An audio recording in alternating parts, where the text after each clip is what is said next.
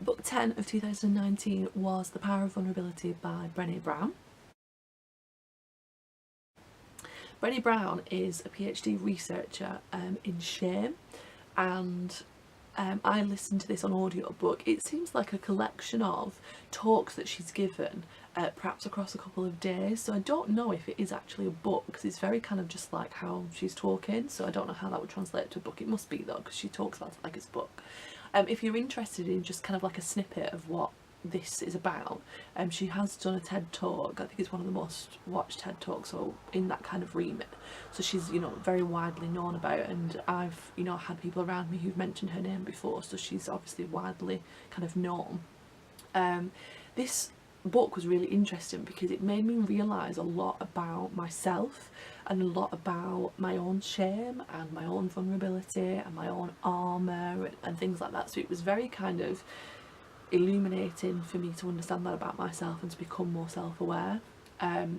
It talks about how we're all kind of we have this kind of like inner child in us that wants belonging, wants to be accepted and loved for who we are, but because of the way that our society is structured and our culture, we have to be a certain way to get that belongingness, to get that love, or at least most of the time. And you know, a lot of people around us will shame us if we don't do something in a way that they deem to be the way to do it. You know, if you, for example, like to sing but you're not particularly good at singing, people will shame you and say, oh, that was lovely, like being sarcastic because you weren't very good at singing. Or if you draw something and it's not amazing, people will comment on how it doesn't look like what it's supposed to look like. Or, you know, if you do something else and it's not amazing, then they pick at little things like that. And it's interesting that people do that, that people will pick at things, and obviously there's a reason why they're doing it. And Brene Brown suggests that it's perhaps to get themselves some validation, because then at least they're better than that person. But then that doesn't really make sense for people that comment that wouldn't be better. It's almost like when people say, oh, I'm not very creative, and it's like, well, or I can't draw or whatever, and it's like, that's ridiculous, everybody can draw. It's just that you're feeling shame because you don't draw as well as you think you should. But the actual act of drawing is really relaxing and really kind of good for you and feels good, so you should really do it regardless of what other people think of it. You know, I'm quite a creative person, so I will kind of like draw, and I'll try and play an instrument, and I'll try and like knit, or like do some embroidery, or, you know, do something that's creative because I enjoy it, and it's something that I can do to express myself, you know. So I write and I do videos and things like that, because it's a or take photographs, it's a form of expression, and it makes you feel good. But then you have to kind of deal with all the criticism that you get from other people, all the shame mongers that kind of try and attack stuff, and it's like they don't recognise that that is you're not doing it for their opinion, you're doing it because you enjoy doing it. You know, the amount of people that have commented on things that I've written and things that I've posted, and it's just like, where do you get validation from doing that? Like, is it because you don't create stuff and that means that you feel like you have to criticise and bring other people down? Like, it's a bit odd, isn't it, like, to do that?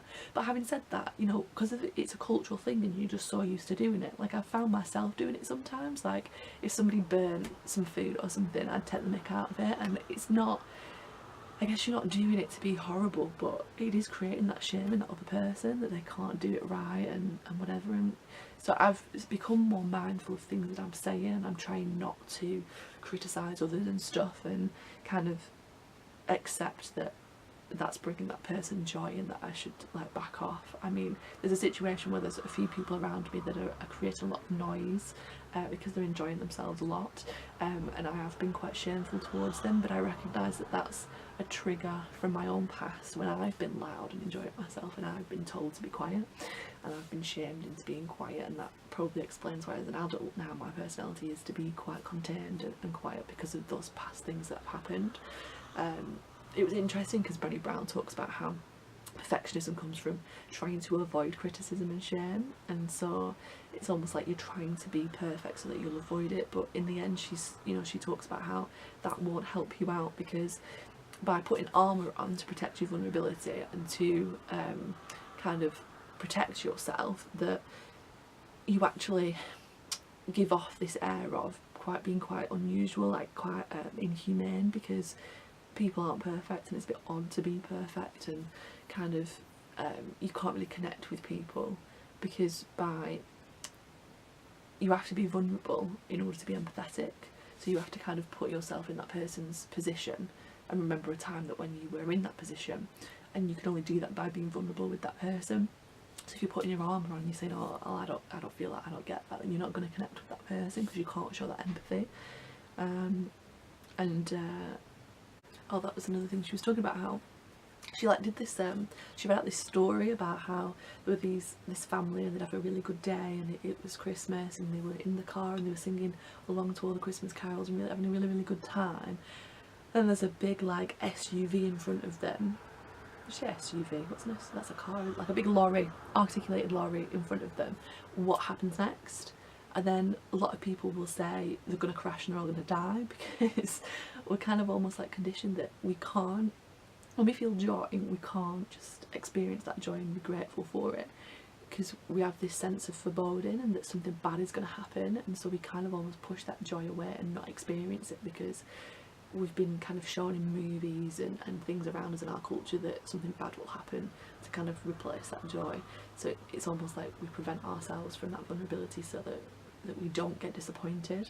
And it talks a lot about how instead of being vulnerable and being open to the possibility of disappointment, that we instead live in disappointment. So we just expect it, that we are going to be disappointed by things. And I found myself doing that a lot, and I think that comes from when I was younger. I was promised a lot of things, that oh, this is going to happen and this is going to happen, and then it never did, and I was always waiting for them to happen and being really excited about them, but them never actually happening.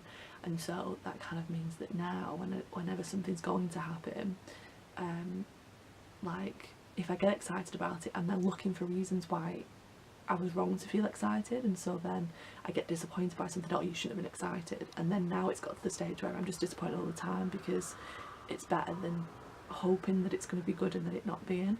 So it's almost like you kind of condition yourself into that feeling. Brene also talks about how being open and sharing absolutely everything about yourself with other people is not vulnerability. Like, that is actually floodlighting, not what she calls floodlighting, which is basically where you're feeling so vulnerable that you share everything with somebody, because it's a bit like then take it or leave it. And actually what happens is that feeling when people overshare, it's quite uncomfortable, because you're like, oh, why are you telling me this stuff? This is like too much information. And what it does is it pushes you away from that person, because you're like, I can't deal with that, that's too much, why are you telling me that? Like, so you have to kind of have that relationship with somebody where you can trust them, and that she describes this phenomenon of the marble jar, which is where every time somebody does something which kind of transpires as trust, you put another marble in the jar, and every time they do something that takes away that trust, you take that marble out. And so only when your marble jar is full do you then tell people like that person everything. Until that point you don't do that. So you have to kind of set boundaries and kind of only tell certain people certain things if they can actually be trusted. And I think I've been at fault sometimes with that, because I'm quite an open person, but again it's probably because I want to protect my own vulnerability. So I'm too open with people who I can't trust and who aren't all kind of 100% in terms of supporting me, and so then that opens up that criticism and that shaming from other people, because they're not my friends. Like, and you know, there's a lot of people in my life that actually my marble jar is very empty with them. In fact, it's probably in the minuses, and so that's at the point where I kind of like cut them off, because I'm just like, I can't do it anymore. I can't be around this person that just constantly shames me all the time. And it's like they probably don't even realise they're doing it, but it's just like, how can you not? Like, how can you criticise and put other people down who are supposed to be your friend and not realise that you're doing that? Like, no one is going to want to spend time with you if that's all you do to them. Like, you know, and it might be that you've just never had a real friend and somebody who doesn't do that to you, and that's why you don't recognise that that's not okay. But I have got real friends, and I have got people who don't do that to me and who don't shame me and who don't put me down, and actually have everything but good stuff to say about me. And even when I'm not around, if someone's saying shit about me, they'd back me up and they'd support me, even though it's of no benefit to them, because they are loyal, trustworthy friends. And so, like, once you've had that and got that in other friends, like, you don't put up with that from other people where they put you down and stuff. You're just like, whatever, I can't be bothered being around you. Like, you're not worth kind of like my time if that's the way that you are with people. So I guess, like, it's just I need to be more mindful that I have to monitor that marble jar more and not just be trusting, open and trying to be nice to everybody, because some people don't deserve for you to be nice to them. Like, they deserve to realise that their behaviour is not okay. And Brene Brown, you know, talks about how you should be assertive because otherwise you'll be resentful, you know, rather than trying to please everybody because you're trying to be perfect. Like, actually just be like yourself and put boundaries in place, and that, you know, communicate to people that you don't want to be treated like shit and that that's not okay and that they shouldn't be doing that. It's like, you should have to teach them that. They should know that already, but if it means that you have to teach them, then, you know, that's something that you have to do, because it's not nice to be around people that just pick fault at you all the time because they're so insecure about themselves that they like pick fault with you because they don't want to pick fault at themselves. And I don't get how people don't recognise that they do that. And then Brene Brown talks about how as adults we don't play anymore. Like, as children we used to play all the time. We used to play out with ourselves, like imaginary games. We used to, you know, I used to remember like being in my room for hours on end and just making up games to play, and like playing shop in like cafes and stuff like that. And when you get to be an adult, you don't really do it as much. You don't really spend the time playing and enjoying yourself, and actually that's like a really healthy thing to do.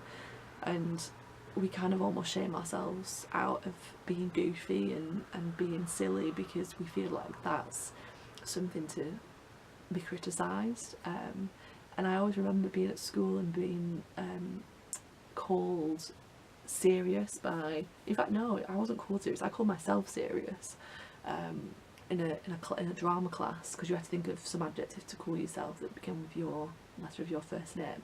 So I was like, Serious Samantha. And it was like, why am I calling myself serious? Like, why from this? I must have been like in year 8 or something, so I wasn't very old, like 12 or 13. At that point I'm already thinking that I'm a serious person, like, so I'd already by that point not been involved in playing and having a good time. So it's like I'd already cut that part of my personality off. And it's only kind of now I've got older that I've realised that actually I don't play enough, and that I should be goofy and I should be silly and stuff, and you actually have more fun when you're like that, and you're happier when you're like that. So it's like, why have you allowed someone to shame yourself out of doing that? So yeah, the book was really, really interesting, really kind of illuminative in looking at your own personality traits and why you behave the way that you do and where it's come from, and maybe the shame triggers that you've got that you don't realise that you have, or if you do realise that you kind of just brush off or whatever. I know that I've realised within the past couple of years other people when they've been shaming me. I haven't used the terminology of shame, but I've noticed that there's negative comments a lot and people trying to put you down a lot. So it kind of almost gave me a little bit of support into that thought of, yeah, actually people are doing it, and that there is something to it, and it is like, you know, affecting other people around them as well. Like, if you're around someone who's always nitpicking at you and always putting you down and stuff, like, it's not a pleasurable experience to be around someone like that. And you often find that when people are in relationships like that, where they're always putting each other down and they're always kind of like picking up on things that they don't do right or don't do in the way that they think that they should be done, that those types of relationships don't last, because you haven't got that wholehearted acceptance of that other person. You're always picking on them and putting things down about them, and eventually that person feels insecure and feels like they're not enough, and the relationship breaks down. So it's like, I think people do it and think it's a laugh and think that they're kind of like, it's a bit funny, a bit banter or whatever, but actually you're sharing with the person, and although intellectually it's not affecting them, like deep down emotionally it is. They just don't probably realise at the time that it is, and it's just that the scars get deeper and deeper until it's the point where you've done a lot of damage and it's a bit too late to kind of do anything about it. So yeah, it's well worth a listen, particularly just to kind of like recognise it in yourself and maybe work on kind of healing those wounds, those scars that have been caused by other people, unintentionally obviously most of the time, but yeah, they're there and they do affect you, I think. So yeah, definitely worth a read.